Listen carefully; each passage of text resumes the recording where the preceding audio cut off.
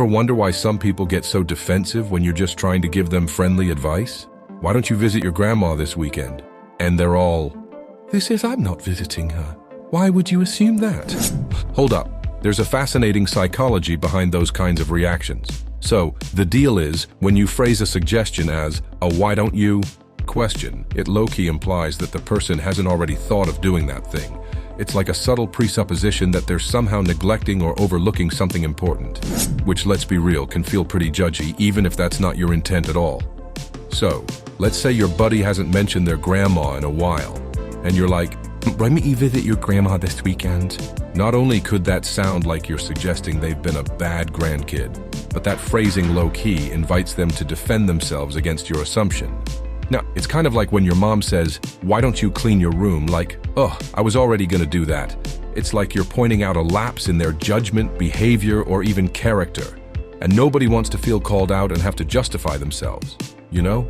But then, on the flip side, if someone's all, will you be visiting your grandma this weekend? That's just a straightforward question about your plans. No presuppositions, no judginess, no need to get defensive. Except, sometimes, even that can rub people the wrong way if they're just really sensitive about things like that. You know how it goes? We all have our own lived experiences that shape how we hear stuff. Now here's the real mind bender. The phrase, why don't you, didn't actually start off as advice or an accusation at all. And by start off, I mean like centuries ago. Turns out, it evolved over time from just being a way to politely propose an idea or get someone thinking about an alternative. Like a softer, more indirect way of saying, you should consider doing this. Whoa, wait, so it wasn't judgy or inviting arguments at all originally? Mind blown.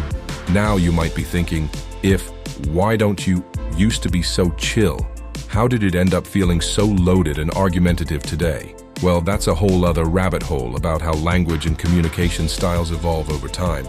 Like if you want to hear the fascinating history behind how we ended up with so many accidentally confrontational phrases,